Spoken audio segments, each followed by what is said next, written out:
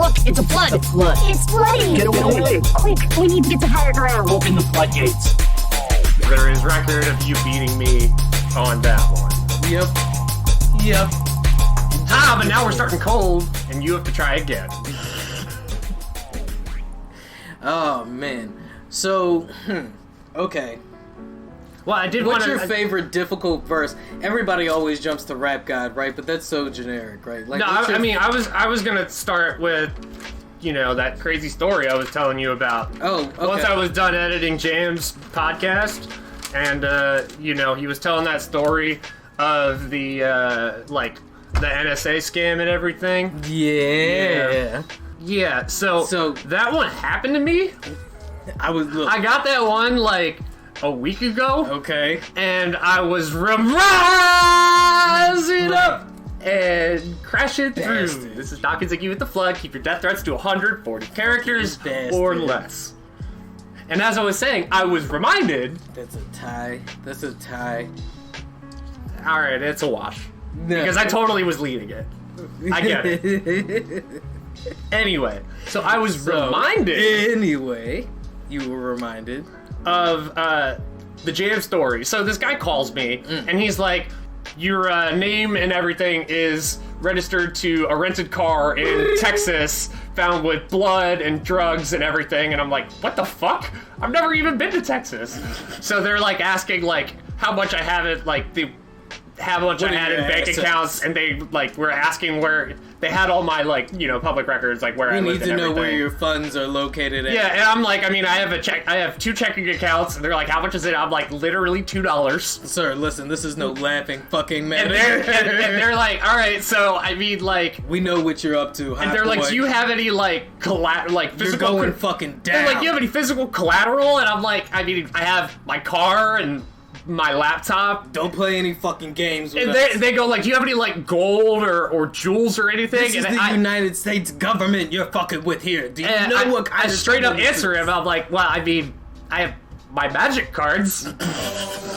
Excuse me? I was like, you're what? I was like, exactly. He was like, what? I'm like, yeah, Magic the Gathering. And then he's like, well, okay, I will let my superiors know that we have no reason to suspect you for anything. Oh my god. This nigga was like, he ain't got no money. He ain't got no money. Hang the phone up. We're hanging up. Little did they know. That I have magic cards that are worth more. The magic cards. I thought you was about to say more pound than for pound gold. Oh no, more. Wait, so I have magic cards that are worth more than their weight in plutonium. I feel like that might be a little bit of cap. How much do you think your magic deck weighs? If I took the sleeves off and shit, I don't... So do you think it's worth its weight in gold? Absolutely. 100% worth its weight in gold. We may have to... the average cost of card in my deck is $30. Damn. That's the average. But how much do you think it weighs, though? I don't know. You want to bust the scale out? Do you think that app Just download the app and remind Ted that it is not for weighing drugs. We will research this a little bit further. This might be a project for the Lighthouse. I want to know. No, on break, I will look up the weight of a magic card. How do you convert it, or what the percentage is to convert it into the standard cost of gold on the stock market right now? Yep. And then, it's not a hard equation to do, right? We just have to figure out how much your magic deck weighs. And then we can, calculate its weight in gold. Yeah, and what it would be worth. I'm not kidding. Mine might not be worth... you've ran some of the numbers down on what, the cost of your collection would be. I know that 8 years ago, there were over 70 cards that were worth more than their weight in gold. Magic Card's value has since skyrocketed. To where that list is substantially more expensive, I am sure. All right, Scrooge McDuck. Listen here, with your shrewd investment strategy. Oh, that brings me to another story. One of the wildest Twitter takes that I saw all week. Oh. I showed you that one, remember? Well, remind me. So they were talking. The guy commented. He was just. They were talking about the wealth tax, and he was just like, everybody, every American at the minimum should be getting $3,000 a week for 36 months. So I pulled out my calculator and I'm like, do. So every American should be getting $156,000 a year from the government completely with no stipulations. Now we're talking hard leftist wealth. And this person goes, yes, at the minimum. At the minimum. That's a lot of money. And I'm not going to tweet it, but I'm thinking, that's a lot of money that I know I would not use responsibly. I mean, are the rich using it responsibly? And then they were like, I mean, if you can't, just tax everybody's, personal belongings, where are we even arguing about? I'm like, I respond, well, I mean, I guess we can storm the Bastille. I mean, we are talking some hard left communism, right? Like, that's extreme wealth redistribution. And I was just I guess you can storm the Bastille, go for it. And that's using the government to, redistribute wealth and leveling the playing Assuming field. that everything gets split evenly. I mean, how would it get split? Okay, look, all right, so if the argument here me and you would have a problem with this. Okay, you said that's $156,000 a year per person.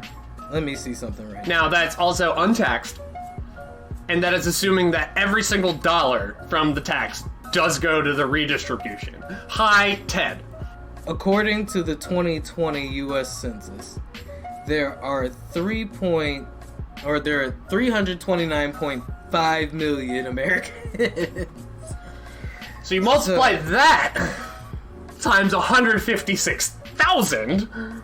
That's somewhere in the ballpark of like $51 trillion. $51 trillion. Dr. Evil didn't ask for that much.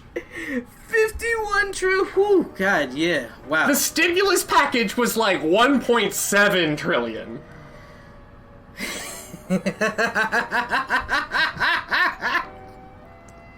Oh my God. Like, that is insane! It's...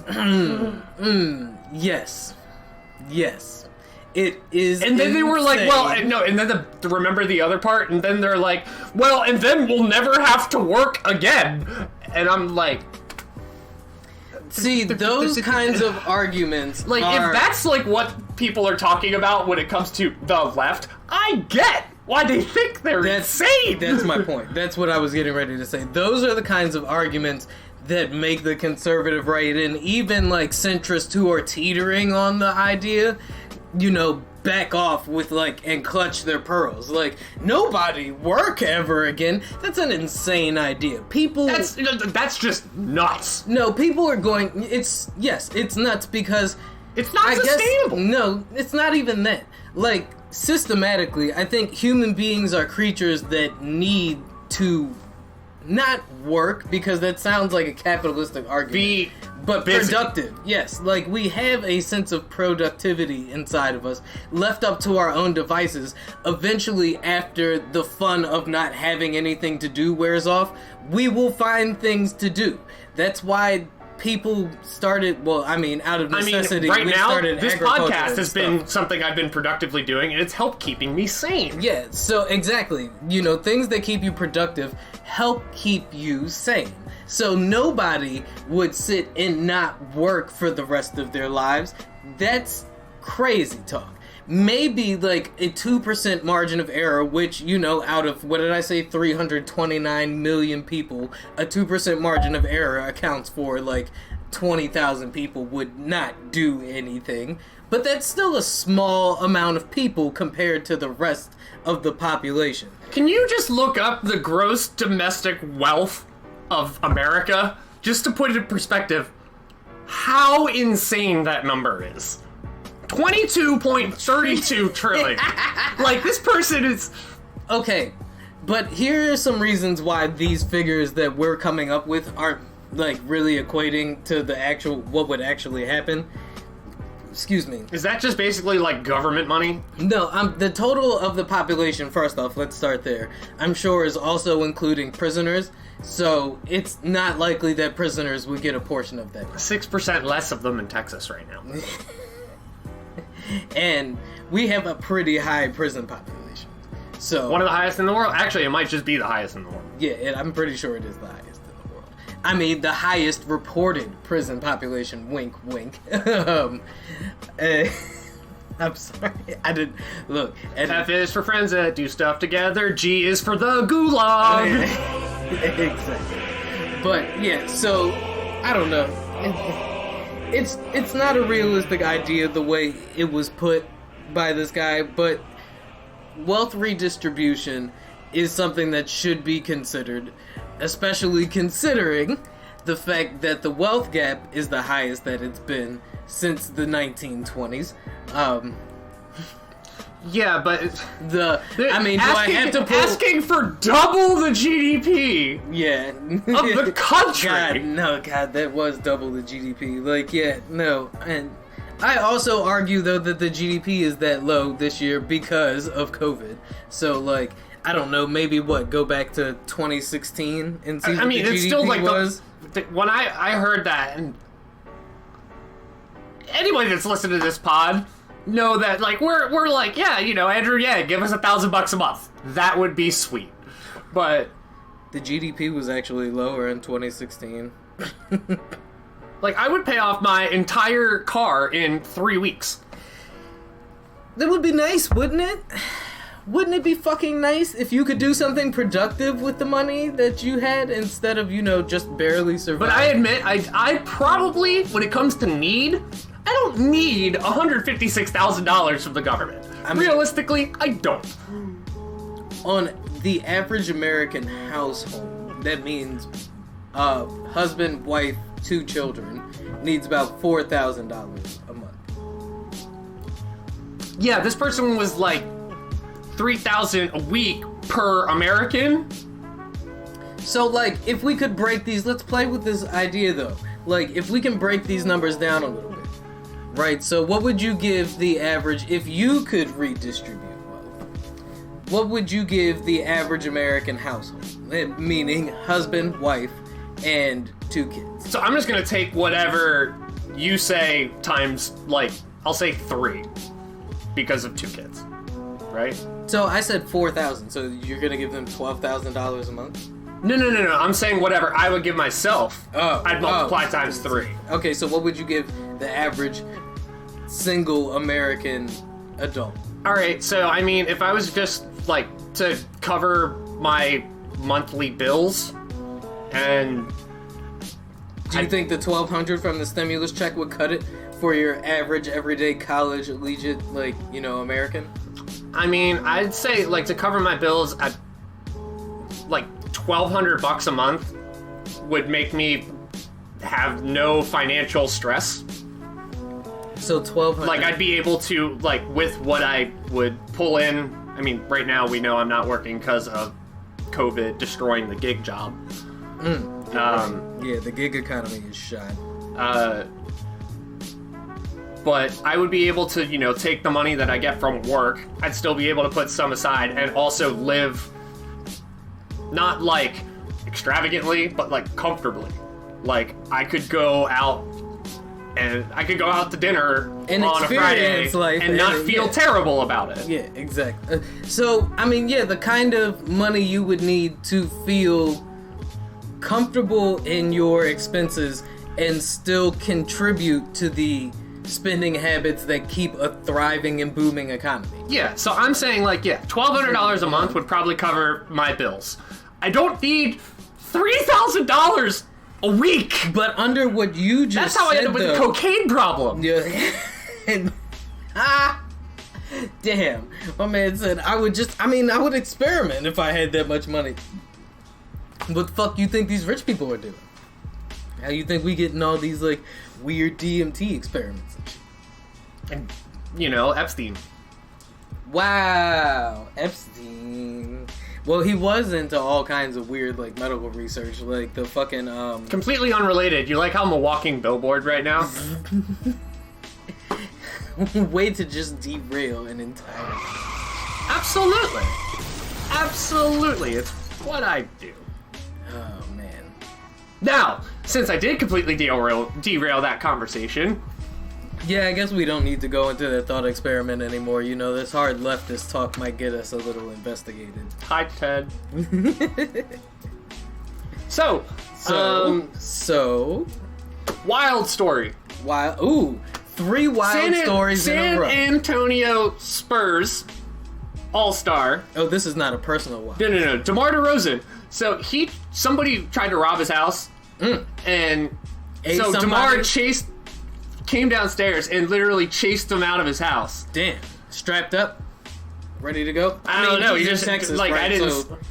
So people were like, "How did you handle that?" And DeMar was just like, "I grew up in Compton. I've dealt with worse." Grew up in Compton, now lives in Texas. He's like, "I grew up in Compton. I've dealt with worse." Now the funny thing is the person who tried to rob DeMar DeRozan was actually trying to rob Kylie Jenner. Oh, so yeah, it's off season. They were living in LA. Okay, because this is in LA. Yep. So, follow-up question. Answered. Follow-up question answered. Damn. So my man had the wrong house first and foremost. Second off, still got ran out. Still got ran off. My man stood his ground. And 3. If you're gonna rob someone, you probably shouldn't rob somebody who's not scared of looking down a gun. Well, which I'm gonna guess, DeMar DeRozan? Probably not. Nah, I mean, it's 2022. Like, a lot of motherfuckers is probably just ready to die, right? Like, Biggie style. You run up in the wrong person crib, and they might just ask you, like, hey, can you know... And I mean, from the rock perspective, like, a third of our songs about killing ourselves, so... Take what you want. Just, you know... Put one between my eyes on the way out. So you were talking about the her? Have you ever heard him? Oh, yes. Alright, I'm not even meaning that as a joke. Like, no, yeah. Right, look. Ooh, there's a mashup. Her and him. Oh, God. And we'll call them them. What would... Wow. Welcome. You're welcome, 2020. Strong black girl energy with genderless white guy and white form. The most... No. He's not genderless. He's certainly a man, but he is the most effeminate man-pretty man. God. And he's singing... What would that album even sound like? So, we're talking like... It's gonna be a blues album. So no, would it be like the instrumentals are led by her or by the band him? The instrumental side is definitely going to be led by the band. It would be a dark album. It would be a blues album. It would be a fucking rhythm and blues album. Like, with death metal tones to it. No, not death metal tones. If you're thinking blues, you gotta think to the roots. That's gonna be like a blues album written at the crossroads. That's my point. It'll end up sounding like some weird Led Zeppelin. It'll sound like Robert Johnson. Death metal. No. I know that's not death metal, but I mean... Robert Johnson? Yeah, no, the dude who sold his soul He sold his soul at the crossroads. Yeah, exactly. That's my point. I'm just making... Devil went down to Georgia. It was a reach. Looking for a soul to steal. It was a reach. I sprained my elbow with that reach. But anyway... I bet a fiddle of gold against your soul that says I'm better than you. Well, I said my name's Johnny, and it might be a sin. I'll take your bet, and you're gonna regret it, because I'm the best there's ever been. Are you still singing Devil Went Down to Georgia? Where is the band Him from? Norway. Oh, God. Alright. No, Finland. Finland? It's Finland, Norway, or Sweden, but I'm pretty sure it's Finland. Let's see, where is her from? California. So California meets the Nordic... meets the Nordic peninsula. That would be... I'll be right here in my arms, so in love. That would be a fusion for the... That should have come out sounding like some weird Billie Eilish shit. Yeah, I could see it. It would probably be like a #1 hit that's like a Black Power album with a 9 Inch Nails backing beat. Like when Trent Reznor helped Dr. Dre on Chronic 2001. Mm-hmm. Yeah, that type of thing. And that sounds dope. That sounds dope. It's a weird, like... I mean, my Beautiful Dark crossovers. Twisted Fantasy had a lot of 9 Inch Nails sound to it. Hip-hop rock crossovers, I feel like, are always hit or miss. Jay-Z Linkin Park, slam dunk. Limp Bizkit. Why are we always mentioning Limp Bizkit now every episode? It used to be Eminem. Shout out to Fred Durst. Fred Durst will shout himself out. I mean... Chocolate stuffed it! He could come on here and shout himself out. And hot dog! Alright, yeah, Fred Durst, if you want to get on here, sure. I will do my best to not make fun of you, and we'll just bond over fitted hats. I've heard he's a pretty, chill dude, and don't he got a show on, whatever the fucking real estate TV channel is where they be on flipping Quibi? houses? No. He had, like, a house flipping show. Or was that Vanilla Ice? I might be getting Is my Vanilla white Ice guy. dead? No, he's not dead. I could have sworn I saw, like, Vanilla Ice was dead a couple of years ago. Yo, that shit is always trending, like... who's another one they always be trying to kill off? Rick Astley? No, Rick Astley, I think, actually died. Yeah, Rick Astley is dead. For real. But no, Vanilla Ice is still alive. I think it was fucking Robin Williams. Before he had to edit them clicks out. It was Robin Williams. Before he died, he was always like trending for like dying before it. And it sucked. And now it's not funny. Nope. I made myself sad. Pour one out for the homie. R.I.P. Robin Williams. R.I.P. Mac Miller. R.I.P. Chadwick Boseman. R.I.P. Tupac. Nipsey Hussle. Nipsey Hussle. David Bowie. Prince. Muhammad Ali. Michael Jackson. That one's like... Alright, so... Wow! Alright, this is a question. Is it really just... We always love Michael? Are we gonna do this? You really want to hash this out right now? No, I just want to know. Is it like everybody loves Lil Michael? Okay, so my question is, do you think he touched them kids? Yeah, I'm gonna ask it like that. Probably. No, like, what do you mean probably? Like, definitively. Yeah. You think he touched them kids? Yeah. I don't think Mike touched them kids. I think he may have exposed himself to them children. The camera shut off. It's like, I want no parts of this. No. We already had a weird 10 moment where it was the most hummed songs by Google, and you just start humming, and Google, oh my god, why does your phone go off again? Oh my god, Dez isn't supposed to be doing homework on my computer while we're recording this, right? No, that's... Can we... Let that shit up. Oh shit, that would be bad. You would have a major parent-teacher conference. No, it's Sunday. Yeah, my normal job shouldn't be calling me on after hours. I don't know. Yeah. Honestly, I totally forgot what we were just talking about. Me too. That threw me off for a loop. Break time! Okay, we were gonna go for a break, but then we realized that this is, like, really important. So Is it Jackie? Is it Jesse? Oh, I know, it's Michael Jackson. Okay, so one thing I want to point out that I feel like isn't really discussed often is a lot of the time when people have, like, pedophilic tendencies, it's something that shows up early on in life, right? Like, you don't just become a pedophile out of nowhere. Wasn't he the youngest of the Jackson 5? Yeah. But I'm not, and I'm not a psychologist. I just feel like Mike never showed any pedophilic tendencies until all of a sudden one little kid shows up. And I'm not saying that the nigga wasn't weird. He was on drugs. He was drugged out of his fucking mind, right? Yeah, didn't he die with like a fuck ton of heroin in his system? I mean, it was fentanyl. But... He got the early wave. Yo, Mike was being pumped full of them shits ever since the Pepsi accident, right? And I legit... Pepsi accident? Yeah. Like when he caught his hair on fire? You don't remember? What? Dog, you don't remember that? So Mike was filming a fucking Pepsi commercial. And When was this? This was like 1989. And like some bad pyrotechnic explosion went off. This was like pre-transition Michael. Like this was... So still black post nose job. Yes. Post nose job, short, Jerry curl Michael. Okay. So like bad? Yeah. Okay.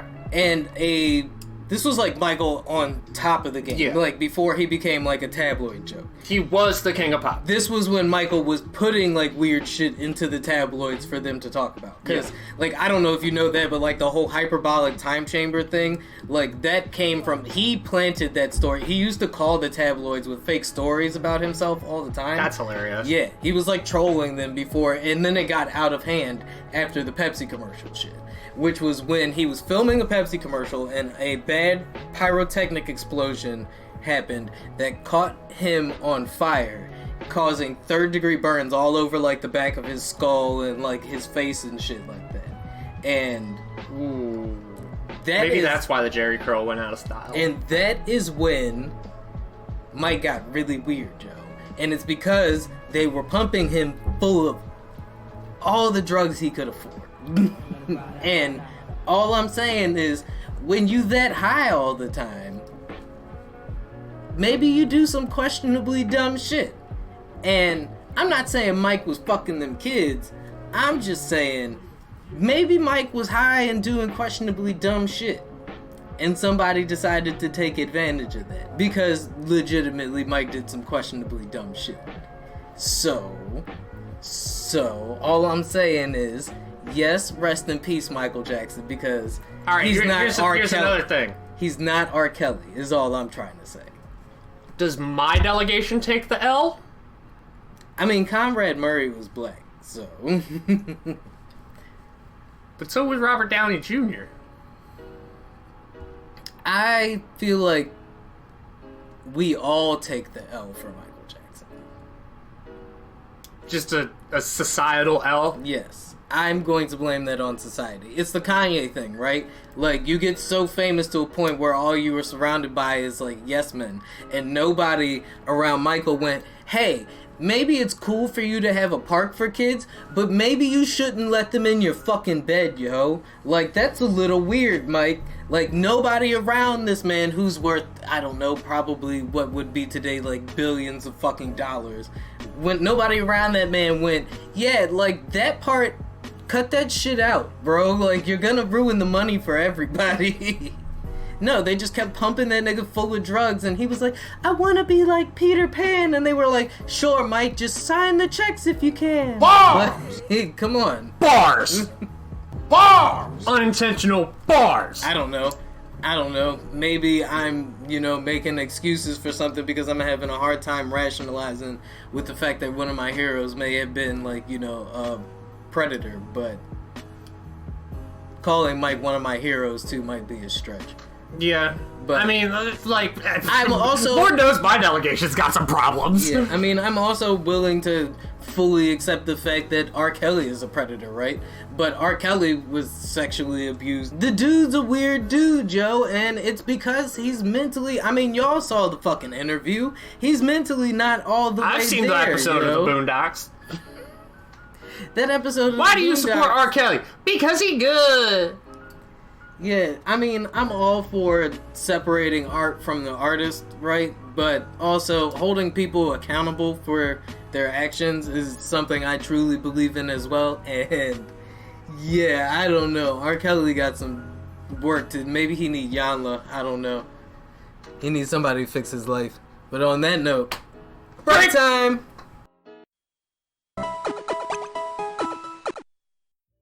What are some things I remember about G4 TV?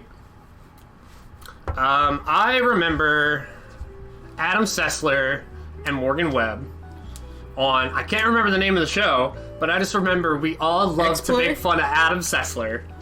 Yo, X-Play was my shit, right? Like, because it really did give I was watching something earlier, and it was like it gave gamers a voice for how to talk about their medium. Introduction to Olivia Munn. Yes, but that was Attack of the Show, though. Yeah, but still. But yeah, I mean, it really did give, like, language to express, I guess, the culture of gaming, right? Like I learned video game history because to make it sound all like fancy and I can't remember the name of the show again, but it was like it would tell the history of certain video games, which I thought was really dope. shit. Yeah, but that was one of the things, and like I guess the informal production to a lot of their shows and like their off-kilter sketches and stuff. Like, it's all stuff that we're all too familiar with. It raised now. the whole generation to be socially awkward. But it also helped those socially awkward kids find community, right? Like, these kids that were sitting in their house playing these video games and all that. It just, I don't know, like, the reunion special, it really did bring me back to a nice, simple time when, yeah, all we really had to worry about was the new video game releases. So, here's the thing. What do you think G4 is going to do now? Shit, I mean, they set the blueprint, so all they really have to do is kind of pick up where they left off, for real. So, here's what I'm thinking G4 is going to be now. G4 is going to be the new ESPN. You think they're gonna lean into the esport? Why wouldn't they? I definitely see the room for playing that up now, especially because they were the first ones to stream an esport. But they were like only competition. doing like SOCOM. Because there was like G4 was around for the PlayStation 2 generation. It never got to the PlayStation 3 generation, really. So you watched the whole reunion. At the end of it, did they elaborate more on what was to come? Yeah, so they were like, are you guys going to be on basic cable? Are you guys going to be on cable? And they said, yeah, well, Comcast pays the bill, so you figure it out. Yeah, I see that a lot of their production heads are heads at certain divisions at Comcast in general. So it looks like the channel itself may come back in some way, shape, and that's what I'm saying. I think it's going to be the new ESPN for esports.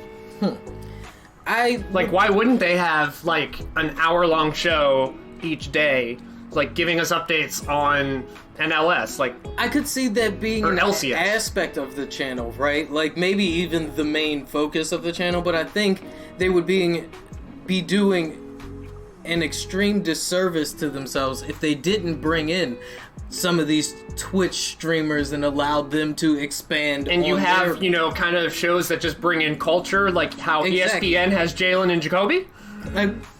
Yeah, I see where you're going. I see where you're leaning at. ESPN is more than SportsCenter at this point. That's true. It definitely has evolved into a whole cultural aspect. Because ESPN still has like 30 for 30s, which are documentaries. Right. ESPN still has like all of their off-kilter shit. They have daily shows about specific sports. So what's something that you would like to see from G4 aside from more esports streaming? I mean, for starters, I don't follow esports because I don't know exactly really what to follow, or there's so much out there. So having G4, like, have a sports center would be like, okay, this is the shit that's important. So it would help. These are the people that really matter. It would help streamline things in a way that would make it more digestible for you. Yeah. And really, and bring in an audience that probably is interested in it, but is having the same issue that you're having, where it's like, I don't People even are know like, where to start. have you ever watched this streamer? I'm like, I have no idea who that is. What did they play? I mean, sure, you'll still have... and all we know now is like Ninja and Pokimane, right? I mean, a lot of people know a lot more streamers. Just anybody that knows me personally knows I don't watch streamers. No. But, like, say you have, like, a major streamer, and then they bring in guest streamers who are niche streamers, and then I find out about them. Like, say, hypothetically, they have a league show hosted by Dyrus, really famous, like, Hall of Fame, quote-unquote, League of Legends player. And then you would have, like, say he's doing an episode specifically on, I don't know, Shyvana.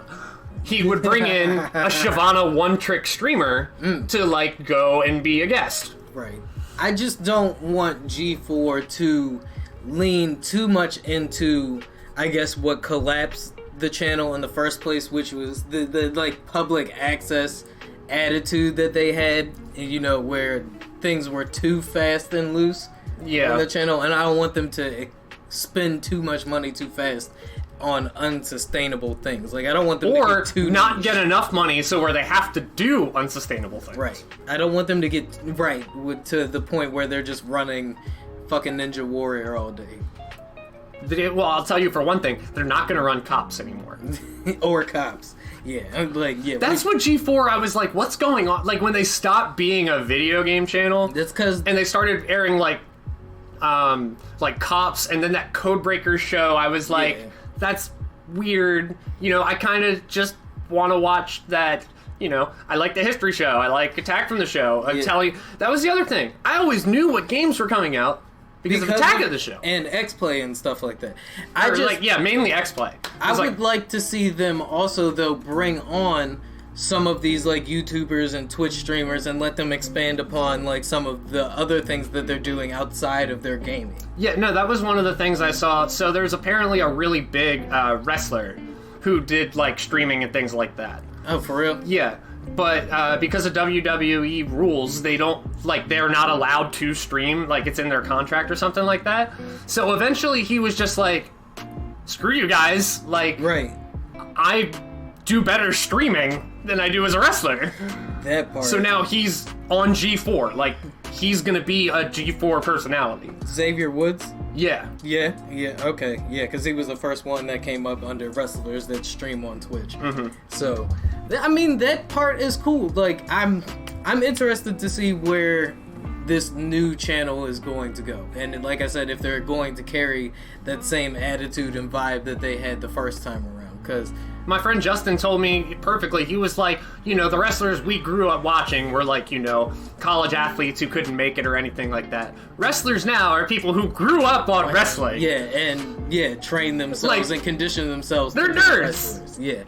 Yeah, they're wrestling nerds. I mean, and that's what I would like for G4 to not only be gaming culture, but also embrace nerd culture. Yeah. Like, I would like to see them do, you know, comic stuff as well as video game stuff. And, like, having a, you know, I missed when they would do, like, E3 coverage, and now they can do, like, Comic-Con coverage. But they were doing Comic-Con coverage and stuff like that, too. Like I said, they were more than just a gaming channel.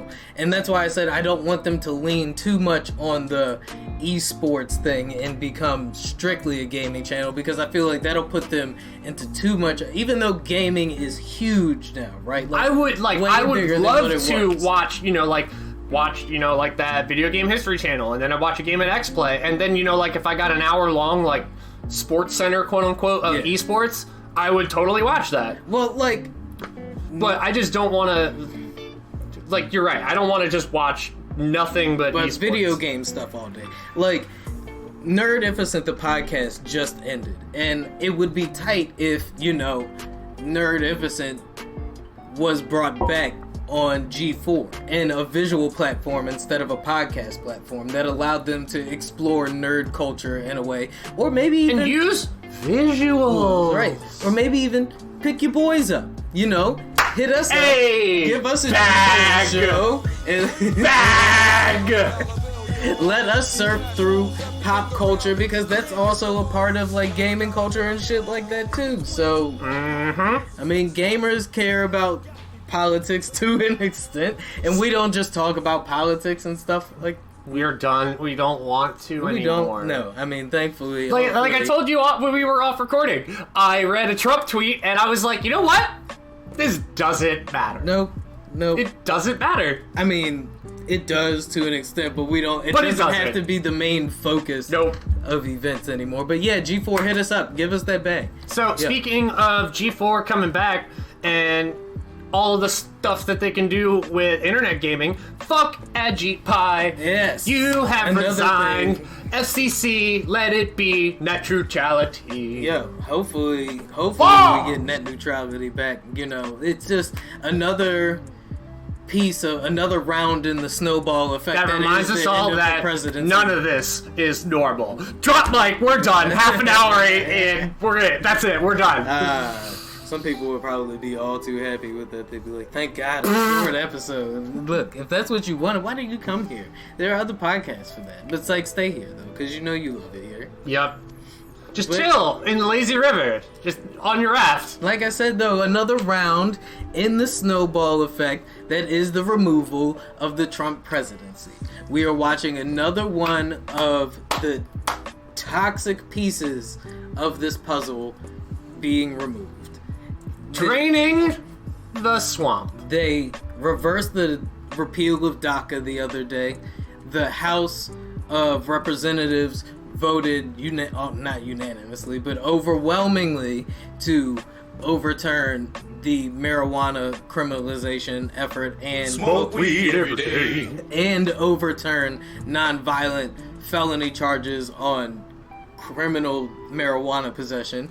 The UN the other day decided to change its language on how fucking marijuana is talked about. Like, it just, 2020's been a shit Hot year. trees, weed, green. 2020's Mary been Jane. a shit year, but, you know, That's skunky weed.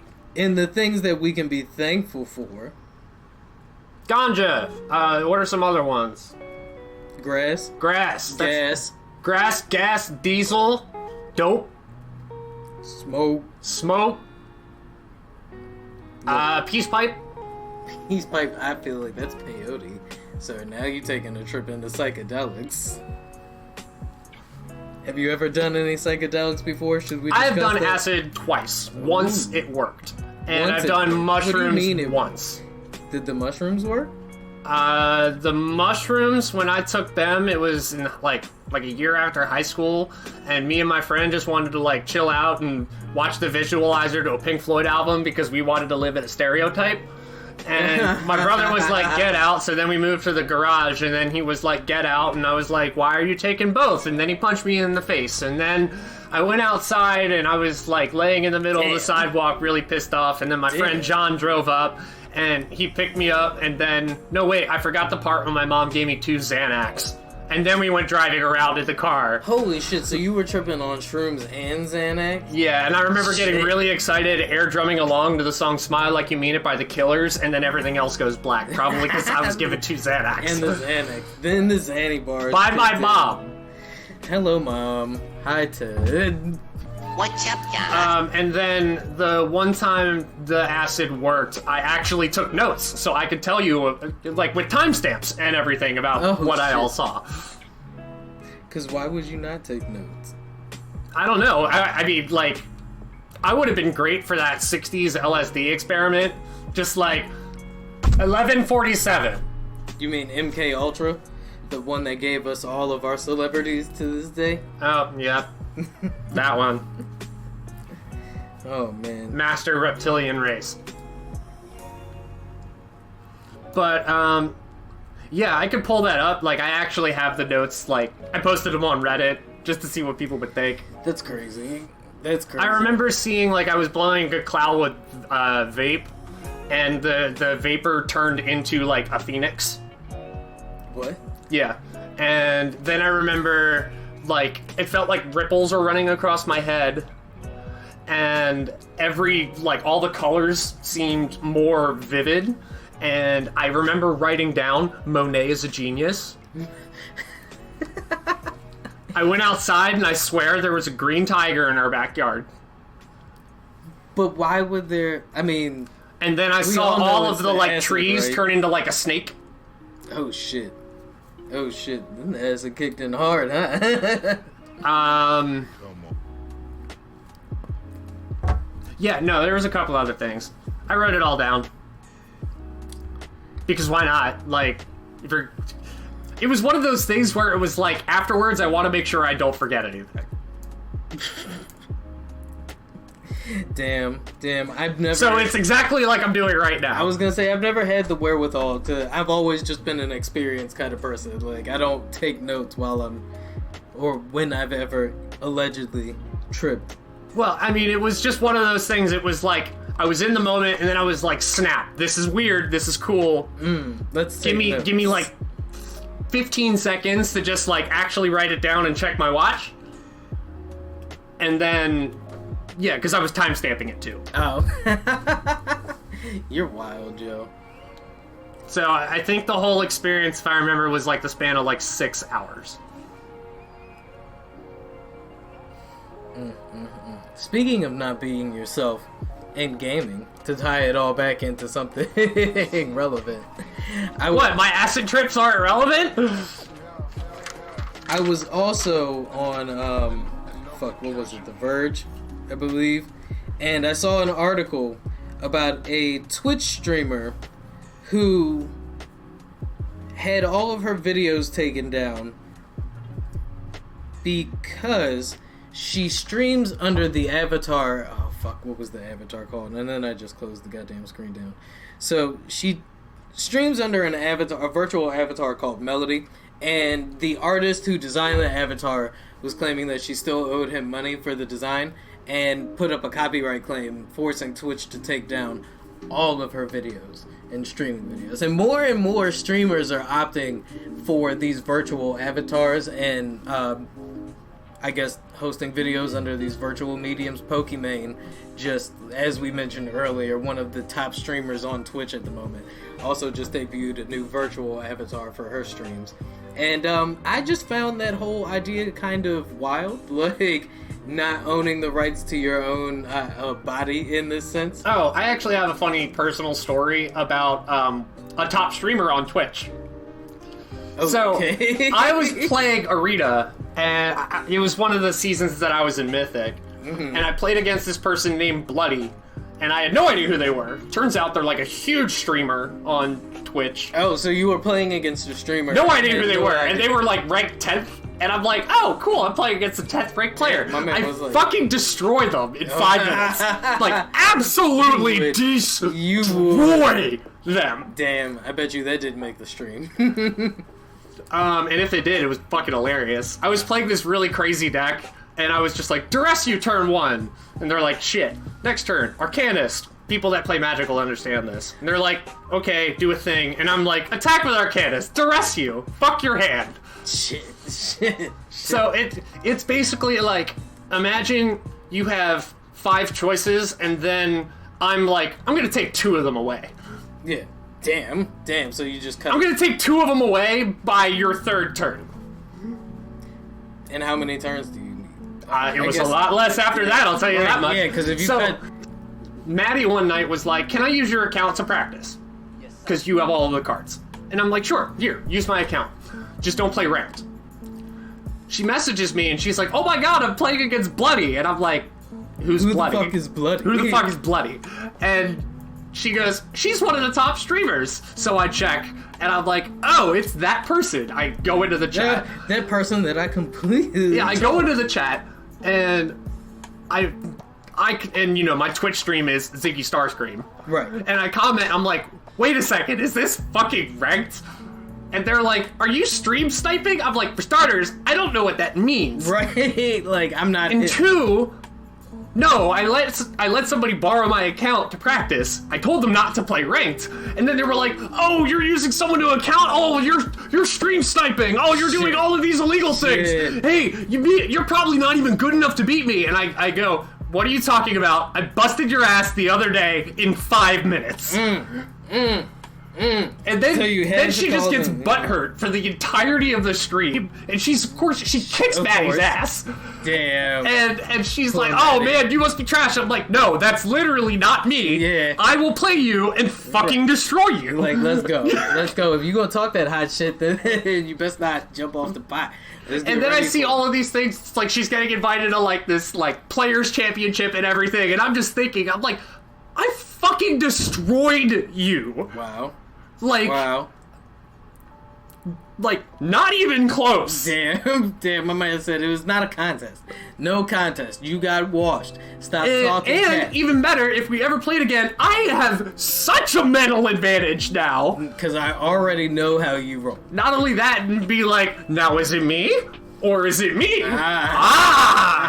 That's the And I know that for a fact, she fucking hates me. Damn. Because of that. Damn. So I thought about for like 20 seconds about messaging her on Twitter and being like, you know what, I'm sorry, I didn't, like, that really wasn't me. Yeah, right. And then I was like, you know what? Fuck that.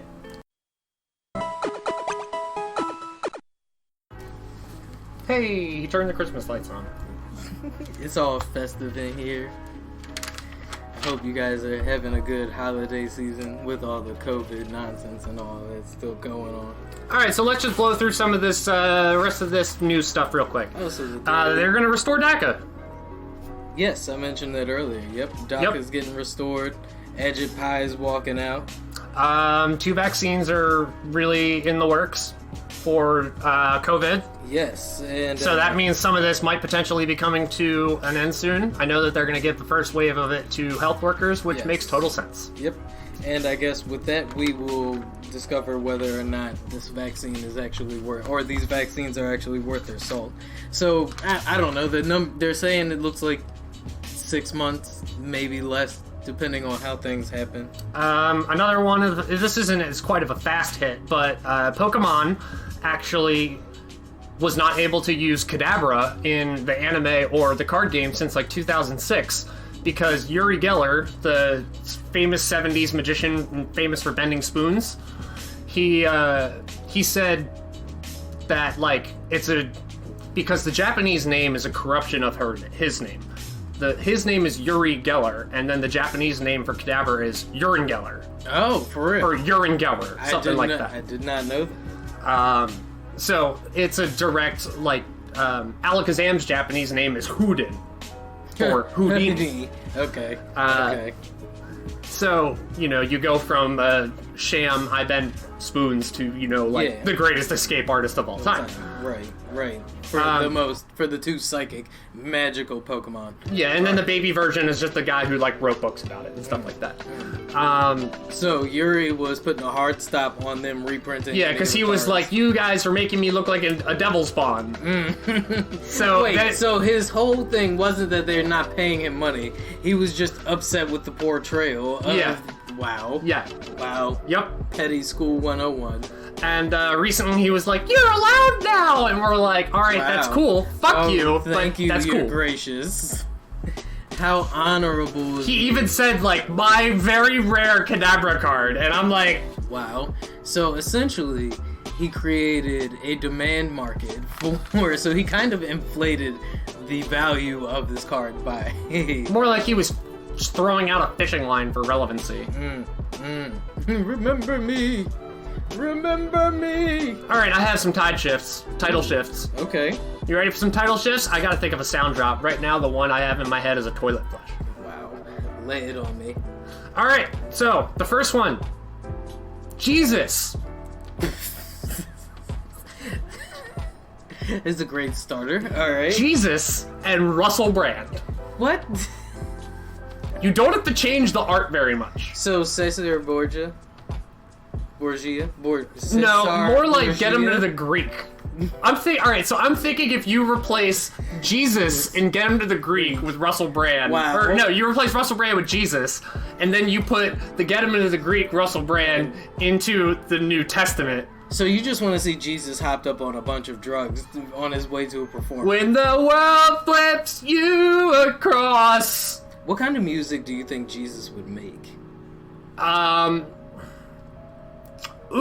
I think Jesus would make we talked about them, the Devil Wears Prada, remember? The band? Oh, yes. They're a Christian band. Oh, God. With all the screaming and everything. Wow. I mean, Evanescence, right? Creed. Yep.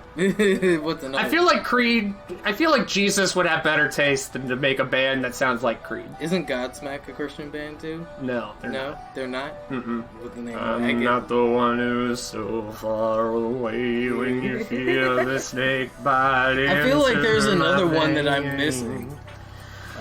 So you think that Jesus would? I think Jesus would make like a bluegrass Americana kind of music. He'd be like fucking Bruce Springsteen. All right, white Jesus. If we're talking about Russell Brand Jesus here, right? So yeah, totally. Killer Mike is really mad at you right now.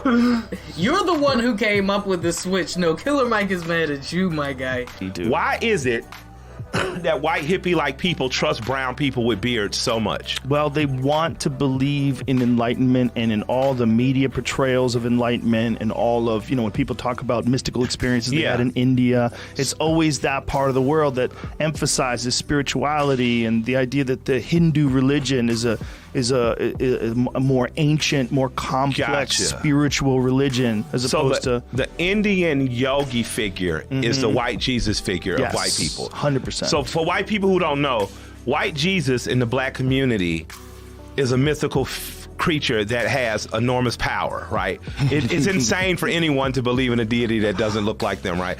So, but in the black community, we're just in love with Renaissance paintings, and Jesus is white as fuck. All right. So we have the same infatuation that your weird hippie aunt has with Indian men with long beards and their mysticism. We have that with white Jesus.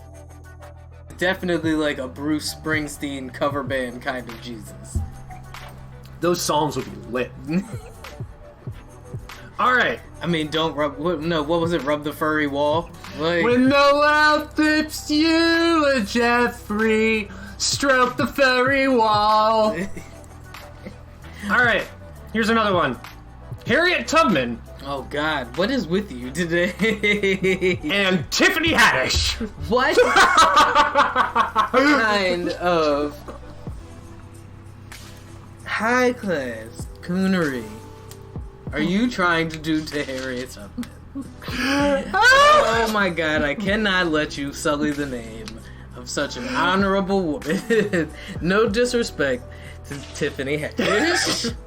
No, I'm saying that, alright, so all of their achievements remain the same. Here, Tiffany Haddish is now a revered figure in American history. I feel like this is an episode of Drunk History that has already been done. Tiffany Haddish is Harriet Tubman? Come on, who else would be Harriet Tubman? Leslie Jones? Like... No. All right. Monique. I got one more. I won't accept anything else. I got one more, and apparently John Mulaney already did it, but Julius Caesar and Donald Trump. What's more interesting, Julius Caesar as president or Trump as emperor? I feel like Julius Caesar as president probably would have been less problematic. I think so too, honestly. I mean, but that joke John Mulaney... It would have also been a much more strong-arm North Korea discussion. That joke John Mulaney did was so problematic it got him investigated by Homeland Security. What was the joke? I haven't heard it. The joke was about how it was a leap year, and a leap year had been started by Julius Caesar to correct the calendar. Another thing that happened when Julius Caesar was emperor... Hold on. Another thing that happened when Julius Caesar was stabbed to death by a bunch of senators because he went crazy. And I think that's something interesting that could happen. So, yeah, no. Huh! Huh. You've been busy lately, Ted, haven't you? In jokes comparing Donald Trump to famous historical figures outside of Hitler, I feel like that was maybe a little bit tongue-in-cheek. A little bit. Can you imagine Donald Trump sitting there on his literal fucking... I'm imagining Trump not on a horse, but like a little burro. And he's just sitting there like... shitting himself. This water! You go first, and you carry me across it. This is that Rubicon. Oh, so this is Trump as a Trump Roman as emperor? Julius Caesar. Oh, God. Yeah, no. Just feed me grapes. Coliseum? I guess. Loser! This Coliseum is trash. It needs more gold. Where are the gold seats? Where's the skybox? The Roman times are fake news. Clearly you have to read the Republic. The senators, they don't love me. They don't love me. They don't love me the way all of you do. Shut up! We fucking hate you! Bring back Nero! Oh, God. Yeah, no, Trump is definitely... We're looking forward to Caligula compared to you! Trump is definitely more of a Nero than he is a Julius. He's probably more of a Caligula than any of them. I don't know. I don't have Trump fucking his sister. I guess Trump doesn't have any sisters to fuck. I do have Trump fucking... trying... I mean, I could see him fucking his sister. But I also imagine him being like, I want to be the Silver Knight. Stab Russell Crowe first, and then let me fight him. Wow. You got it going down like that, gladiator style. I don't even got Trump getting. My name is Maximus Decimus Meridius. Like, that's such one of the most epic lines in a fucking movie. Yeah. Gladiator. If you guys haven't watched Gladiator, watch it. It's an incredible movie. Incredible movie. What's more epic, that or Russell Crowe and Fuck, why did the movie? The answer is Gladiator. You think so? Yeah. Then the Braveheart speech? Or That's Mel Gibson. Crowe. I know, my bad. Look, I couldn't. You're getting your other problematic white guy confused. I couldn't remember the fucking name of the movie just a second ago. How was I supposed to remember the actor? But no. So you think that the Gladiator speech is more epic than Mel Gibson and Braveheart? Yes. What's the most epic speech in a movie you can think of? The most epic speech in a movie that I can think of. Ooh, here's one for you. Samuel L. Jackson in Pulp Fiction or Denzel Washington in Training Day? I feel like Denzel in Training Day makes for a shorter movie. I'm saying, which speech is more epic? Which speech are you talking about? Are you talking about like the okay, I'm gonna bring cases on all of you? Yes. Oh, you motherfuckers. Okay. All right. I'm putting cases on all you bitches. Huh? You think you can do this shit? Jay! You think you can do this to me? You motherfuckers will be playing basketball in Pelican Bay when I get finished with you. Shoe program, nigga. 23-hour lockdown. I'm the man up in this piece. You'll never see the light of day. Who the fuck you think you fucking with? I'm the police. I run shit here. You just live here. Yeah, that's right. You better walk away. Go on, walk away, because I'm going to burn this motherfucker down. King Kong ain't got shit on me. That speech or the one in Pulp Fiction where, and thou shalt know I am the Lord when I lay my vengeance upon thee. That speech. Which one?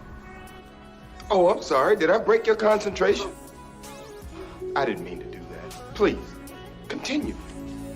You were saying something about best intentions. What's the matter?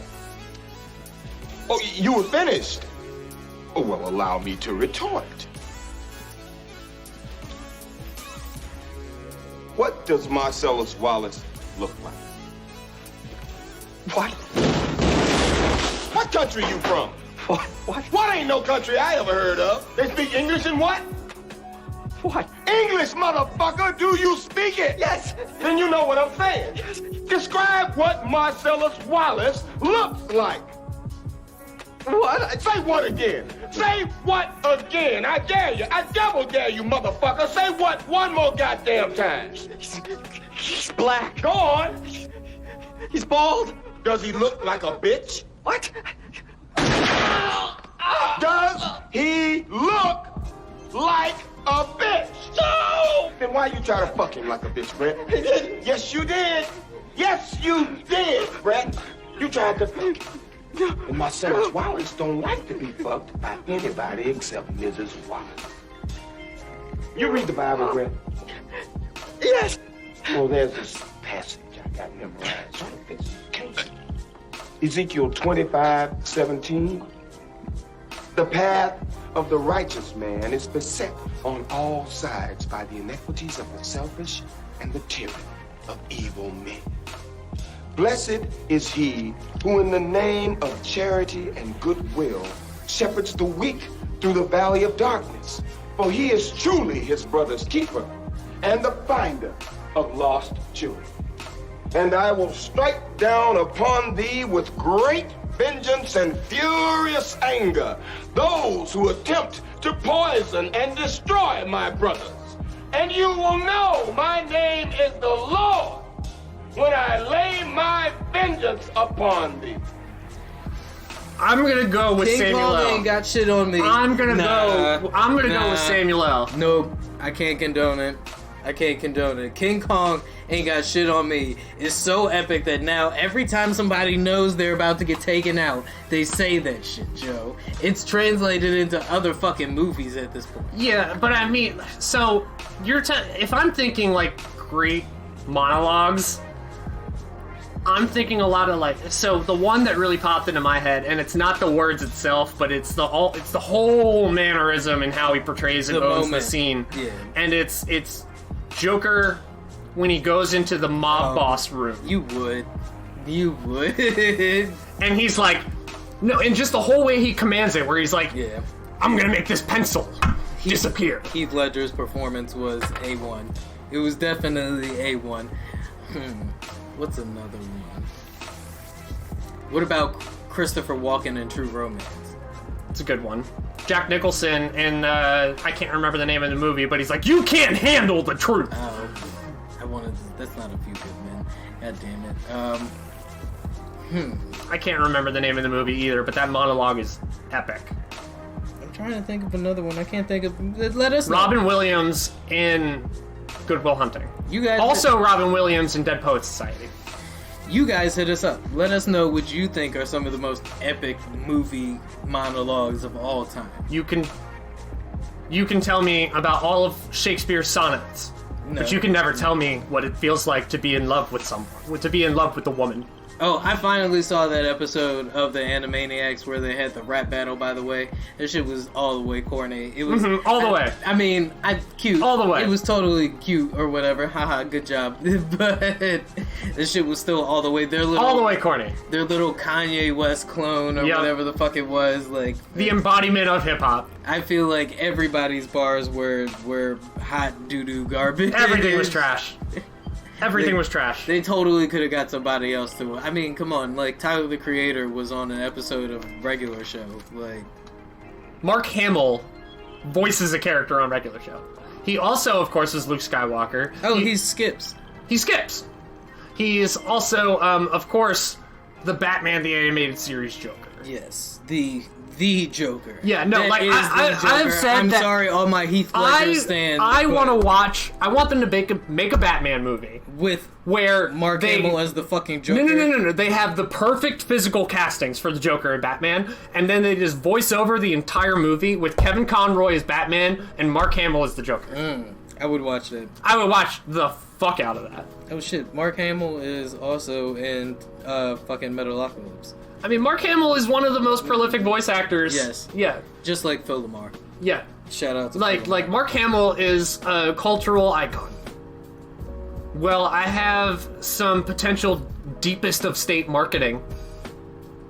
Explain yourself. So, Quibi made the quote-unquote news. Still? Even after their death. With a quote-unquote show that was going to be on Quibi called Jack Sparrow House. In today's case of who the fuck asked for this. Yes. It's me, the guy who asked. Hey, who man is this? What is this? Why would you do that? Why would you do any of that? But why? Who man is this? You serious? Oh, I saw this stupid shit. Which the premise is that it was basically like Big Brother and they're all living in the same house, but it's nothing but Jack Sparrow impersonators and they cannot break character. And then they said they had to stop production because 2 of the Jack Sparrow characters started to get into a fight, and a third one they found out couldn't be there because it was within 500 feet of an elementary school. So one of them was a sex crim? I mean... Probably. In a handful of Jack Sparrow impersonators, don't we expect one of them to be a sex crim? That's fair. Don't we expect one of them to actually be Johnny Depp? Alright, who was that fucking Charlie Chaplin that entered into a Charlie Chaplin contest and he lost, third? Yeah. Fucking came in third. How do you come in third in a fucking look-alike contest? When you are the person that they're supposed to look alike. Ridiculous. Would you watch What was it called? Like, did they Jack have Sparrow House. the Jack Sparrow? And yes, I would watch it. Absolutely. Are you Especially serious? if it was in 5-minute bits on Quibi. Wow. Well, I guess, yeah, because Quibi is what? I guarantee 5 you, to people 15 went minutes? onto Quibi to check and see if it was there. Is Quibi still up and functioning? Can you still I'm get sure it on is. Quibi? I mean, no matter what, the name and logo is going to be worth something. That's fair.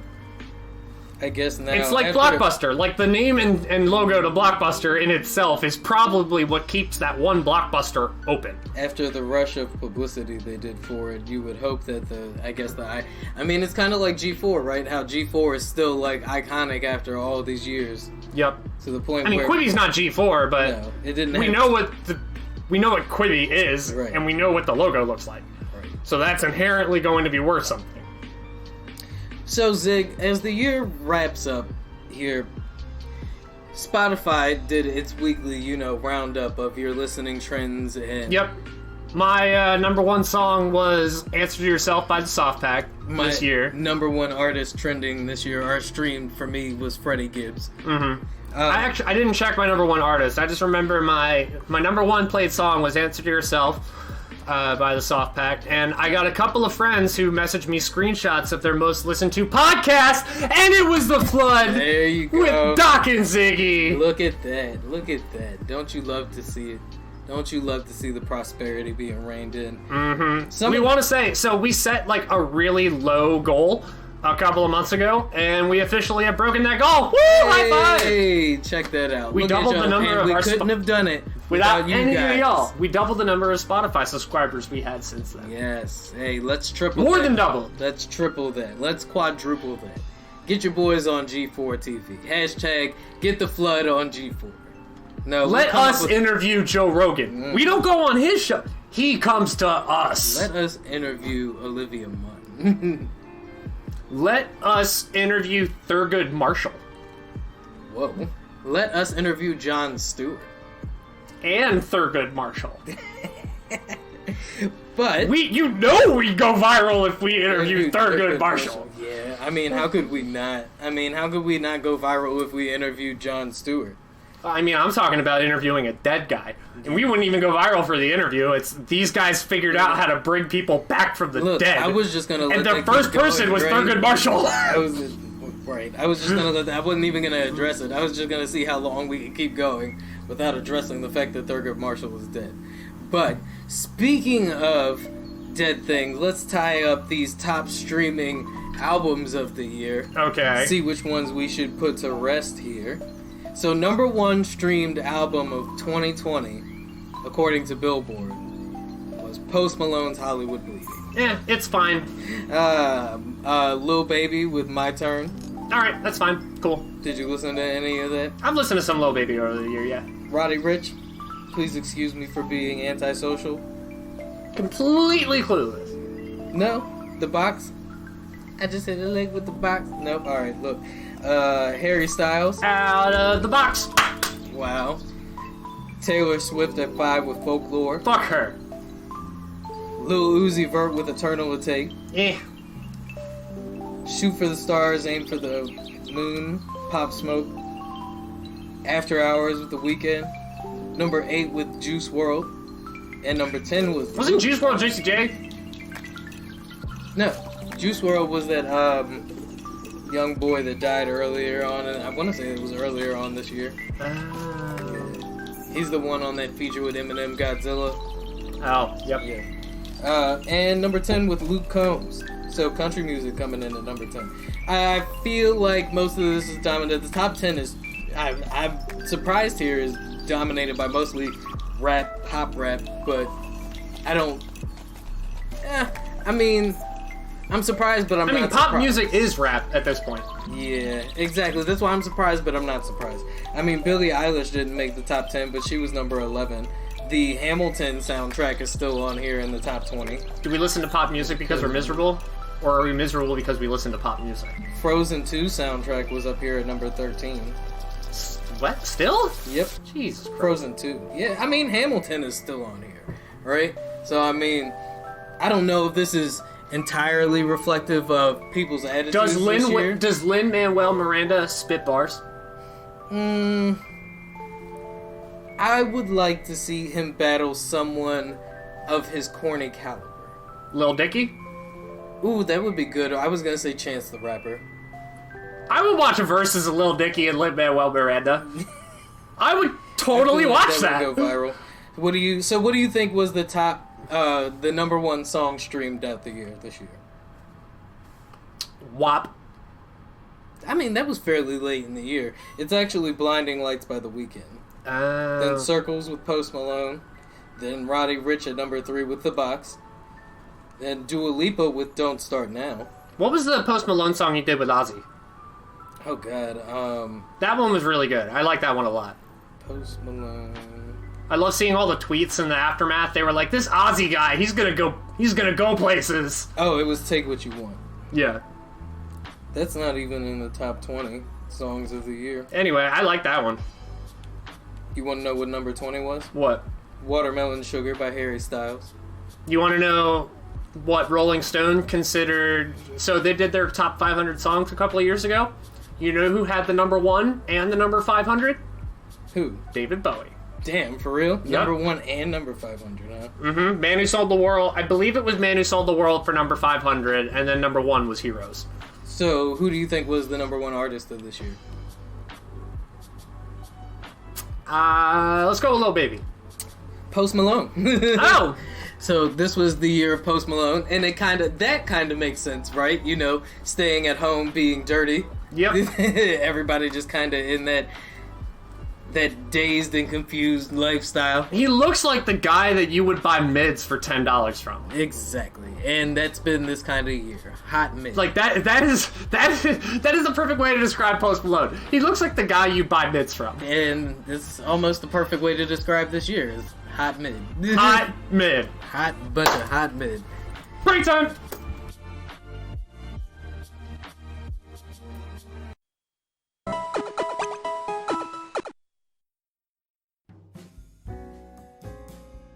Yeah, the part that they were at Battle City, and then they just, like, stop right before the semifinals, and they're like, we're gonna go to a video game! And then it's, like, Kaiba's other brother, and then... Oh, I don't remember that. Exactly. And I remember it was terrible, and then I stopped watching at that point, even though I was, like, 12 or 13. And then, I'm talking to Periwinkle, and Periwinkle's like, yo, the battle between Yugi and Merrick was lit. And I was like, they actually dueled? So I go into Hulu, and I go to Yu-Gi-Oh! And I scroll down through all of the episodes, and then I find an episode called Return to Battle City. And I'm like, I'm starting right there. Oh, shit. So I'm watching Yu-Gi-Oh! Again, and that shit is hilarious. It is so fucking funny. I have to watch it again. I started watching... you don't need to watch Yu-Gi-Oh! No? You don't. It's funny, but I am not expecting you to watch Yu-Gi-Oh! again. Yo, Attack on Titan is trending right now for some reason. Probably because the manga... is back out again? I mean, they've been consistently making the manga, or... I heard that this was the last season of the anime. Yeah. The manga is definitely coming to an end. I'm waiting to see if... How far in Attack on Titan have you gotten? Midway through season 2. Yep, I can't say anything because there are definitely hella spoilers that I would say after that. Okay. Alright. Well then, yeah, apparently I need to get caught up. Hella spoilers. I started watching Yu Yu Hakusho again. I am always going to approve of that. How far into that are you? Only like 5 episodes into the beginning of the first season. Oh, so is he still dead? No, it's after he... he's trying to complete the first challenge, which is get those 3 artifacts back. I love the, like, really early, like, innocent, like, spirit detective Yusuke. Yo, I love there's something about 90s anime. We've talked about this before. Well, Yu Yu Hakusho, you know, is my second favorite, with the first being Hunter, who is also written by Togashi. The same guy. Yeah.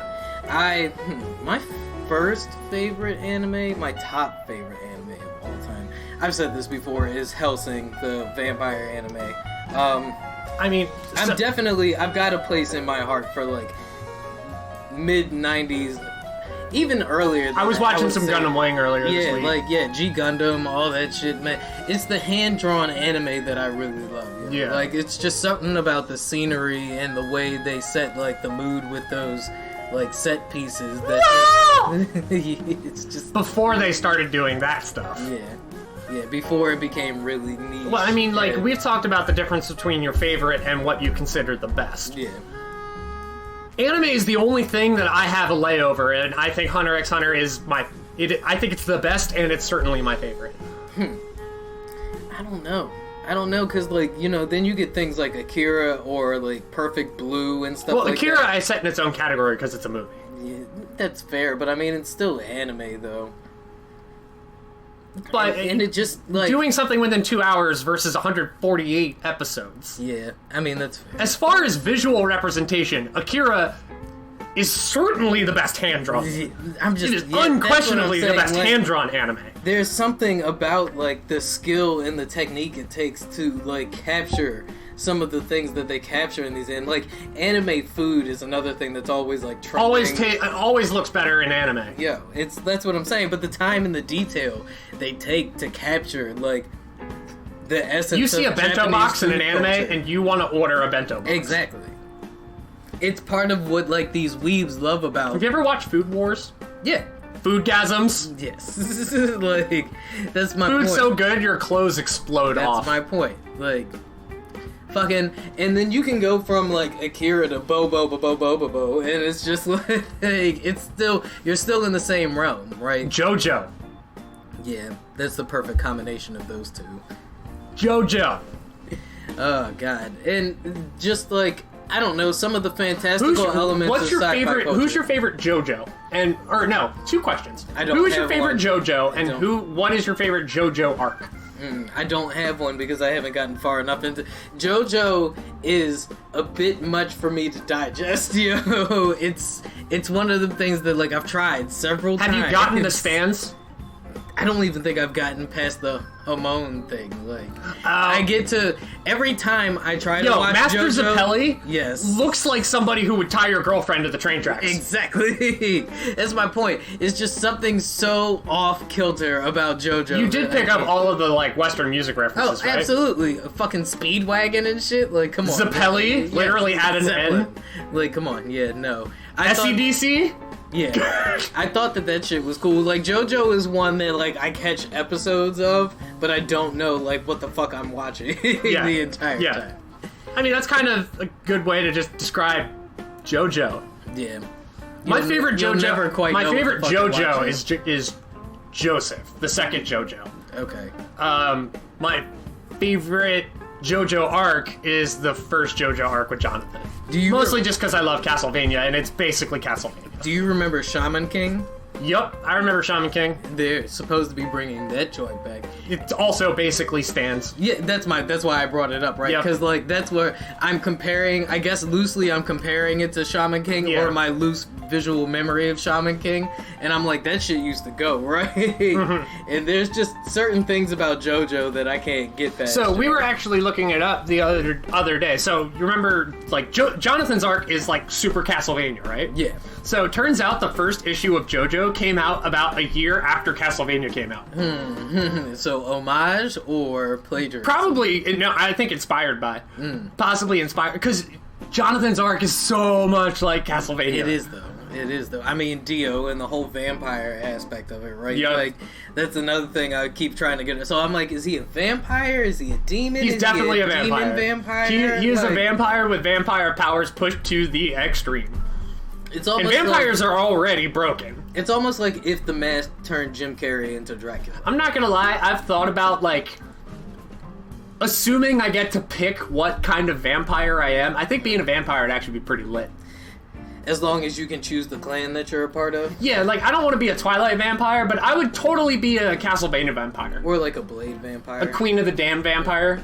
I mean, I feel like a Twilight vampire would be kind of lit, though, because they can at least walk around. They're daywalkers, right? Like, I suppose. If I had my perfect choice, I would get to be Alucard.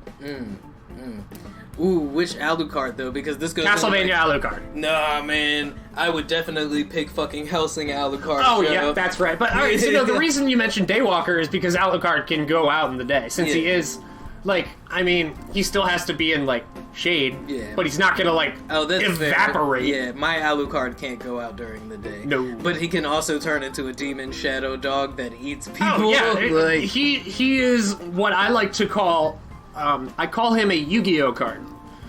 That's And fair. the way I describe things as a Yu-Gi-Oh card, it's like kind of like Billy Mays of superpowers, but wait, there's more. There was fucking Superman in the beginning, right? That's why when people are always like, up here. Yeah, Golden Age Superman is a cheat code. Yeah. Fucking cheat code. Completely broken.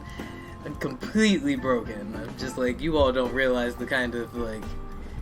Hey, have you ever wondered what Earth 2 Doc is up to? Because I thought about what Earth 1 Dan is up to, or Earth 2 Dan is I up to all try the not time. to think about that because then I get all soul searchy and weird. I know in Earth 2 I have a mustache. How do you know this? Because you astral projecting? evil South Park episode proved that everybody in the alternate universe has a mustache. I already have a mustache though. Then Earth 2 you doesn't. Ooh, Earth 2 you is clean shaven. I already don't like this guy. What kind of me is clean shaven? Ugh. Do you know what I look like clean shaven? I feel like Earth 2 you, clean shaven, would be like the lawyer from the Boondocks. Oh God, are you trying to call me an Uncle Tom? Earth 2 Maybe more just an apologist. I guess, yeah.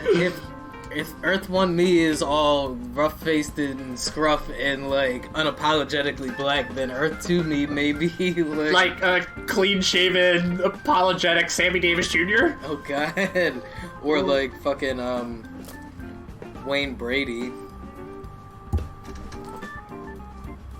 Brian Gumble makes Wayne Brady makes Brian Gumble look like Malcolm X. So, in science news... Yeah! Science! Have you heard it? What do you know about superconductors, Zig? I know that they are a conductor, and they are super. So, superconductors are, I guess, modes of transporting energy.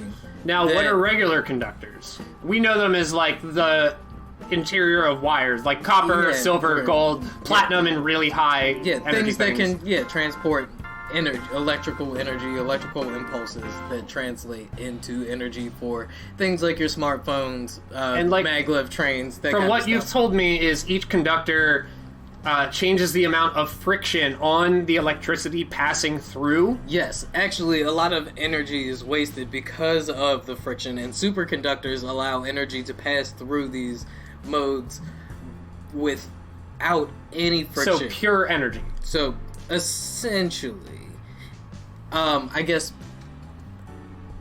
captured or pure is the undiluted. Yes, yeah, we'll say undiluted energy. While people are gonna say that pure and undiluted are like not the right same thing. Yeah, they're not pure. the right. Pure has the connotation that it is incorruptible. Or that it's coming through without any, corruption, for lack of a better word at the moment. But yeah, so they have the problem with superconductors, though, even though they allow for more, I guess, more efficient forms of energy transportation, they are super expensive to build because they require extremely cold temperatures to operate, like somewhere around the 450 below zero. Yeah, somewhere around Fahrenheit. The that. Fahrenheit, exactly. But they recently found a way using like hydrogen, sodium, and something else to build a science volcano. No, to build superconductors that operate at room temperature. So Alright, no, I'm going to save that. Just remember, before you continue on superconductors, because you are going to continue on superconductors, I want to ask you what the best scientific experiment you've ever done for a science class was, but continue on superconductors. Okay, so, yeah, with the advent of room temperature superconductors, it makes it more, I guess, productivity efficient. It's less expensive, right, to build these things now. I don't know if less expensive to build them is the right way, but less wasteful when they are operating. Well, it was already super expensive to build them because, like I said, they need to operate at super cold temperatures. And so it will be cheaper, but it still may be more initially expensive. Right. Well, the same way that, any new tech is expensive. Like 4K TVs were like $4,000. Yeah, the longer a tech is around, the cheaper it's going to get. But the my cheaper it's point gonna here be to is manufacture. superconductors will pave the way for all kinds of new technological advancements. Yep. We're talking quantum computers, we're talking high-speed fucking cell phones that charge in the blink of an eye. Flying cars, robot maids. What are some... I guess the best way to say the article got me thinking. What are some technologies that we haven't gotten yet that you were expecting we would have here in 2020? Food in pill form, please give me. I ain't got time to eat a whole meal. Is that what keeps you from eating? Is the time aspect of it? That is one of the things. I mean, I have been gaining weight lately, so that's like cool, and I have been eating more. Gains. But it is annoying when I'm in the middle of something and I have to go get fucking food, and then keep one of my hands occupied at least to eat this gamer food. Culture. It's totally part of gamer culture. So one technology or technological advancement. I do the same thing when editing. Food and pill form. I am so ready for, I guess, augmented reality to become a more widespread thing. I read an article a couple of years ago about Microsoft developing a system in conjunction with the Xbox that would allow you to augment your the room that your Xbox was in via like the Kinect and a projector mounted from like the top of your TV and stuff like that. Wild. So you could play video games and stuff like that.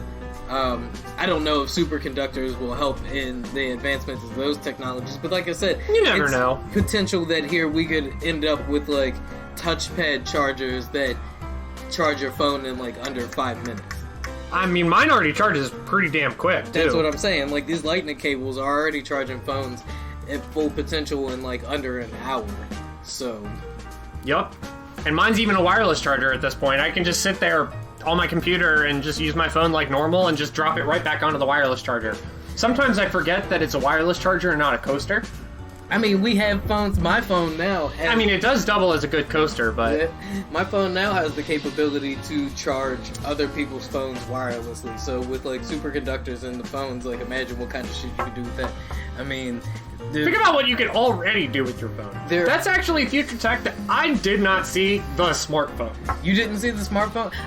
I said this off mic earlier, but I felt like I saw the smartphone coming, especially with like tablets. I guess that's it.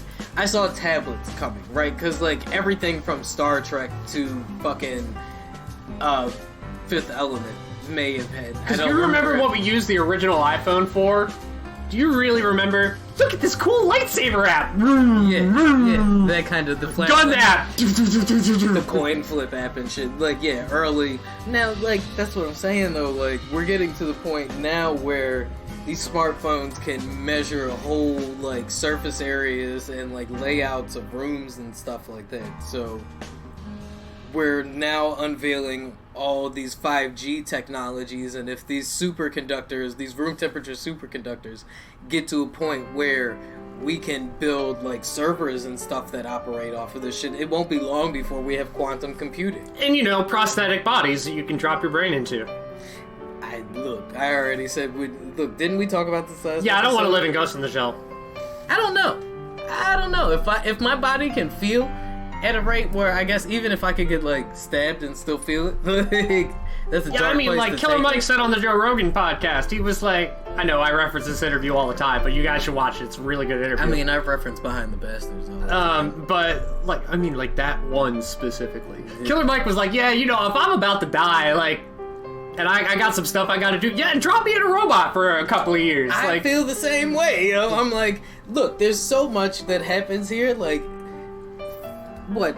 The average lifespan is what? Like, for a man is like 60, 70 years old? 84? It's gotta be like 75. I mean, modern. You need to Google it. Like, modern medicine has come a pretty far way. And it, you know, it's come a far way. What is the average lifespan for the American male? The 2017 average life expectancy in the United States of America Oh shit, is 79. 4 years, according to World Development Indicator. So 78, 79, depending on how you live your lifestyle. So, I mean, yeah, it's higher than what I said it was, but I still feel like it was lower. What did you say it was? I said 75. Oh, okay. So, yeah, I mean, I still feel like that's not enough time for me to do what I gotta do, yo.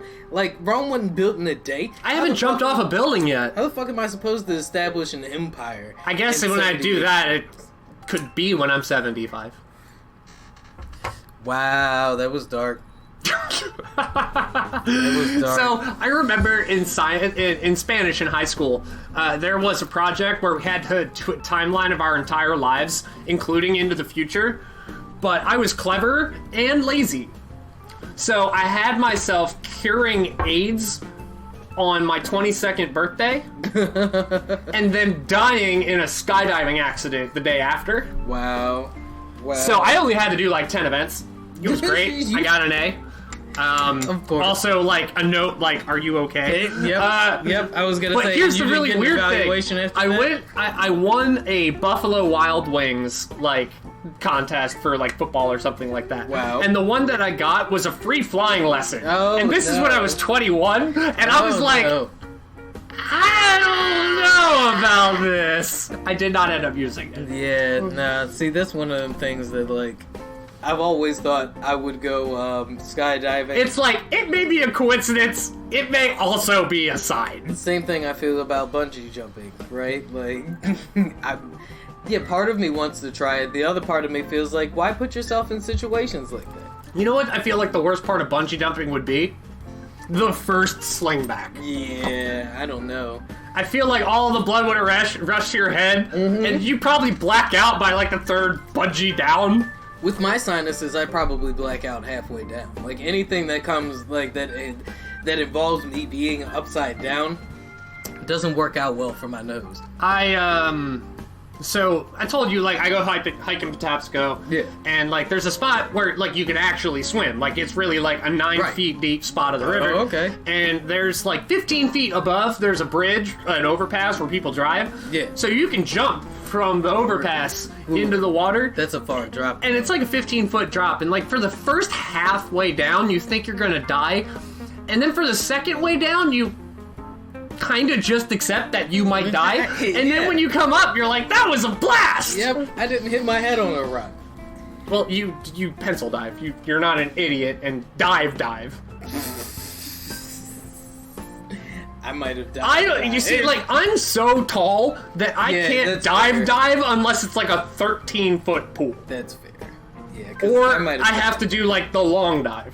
Which, I mean, like, you try and flatten like out halfway the through. thing is like, I don't know if I've told you, but like, I'm a really, really good swimmer. I'm not surprised. Like, my first house that I grew up in, like, we had a pool. I was taught, like, I was taken for swimming lessons when I was like 4 or 5 at, I can't remember the name. Did you do it through school or? No, it was just like my parents took me, and okay. I was like 4 or 5, and they taught me how to swim in his pool, but like barely remember. But then we started like summer camp. They take you to the pool and you're like, here, learn how to swim. Right. Yeah, I remember doing like dry. But it was me and like 2 or 3 other people who were so far ahead of all of the kids that it got to like, you know, like the 4th, 5th grade year of summer camp. So like we've all been together for like 5 years at this point. And they're just like, we have nothing more in the curriculum to teach you, so we're just going to teach you guys how to be lifeguards. Damn. And we're like 12. Well, that's how you make some quick extra money at 12. But, so, if you're ever drowning, I got you. Yeah, I got you covered. Certificate that says, I'm good, B.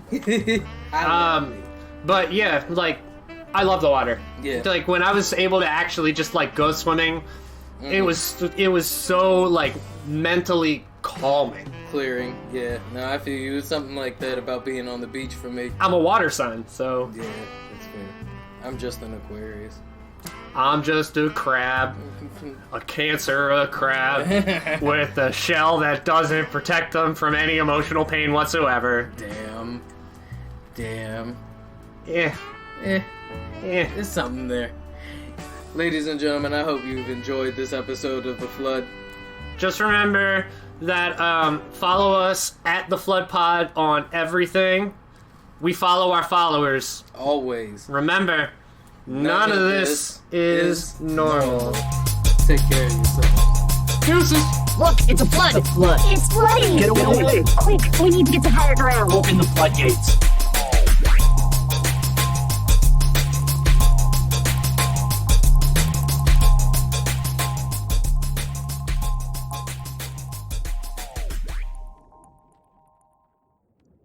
Wait, why can't we talk about black stuff? Time to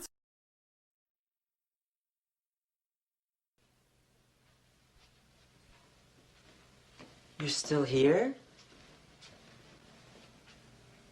It's over. Go home. Go.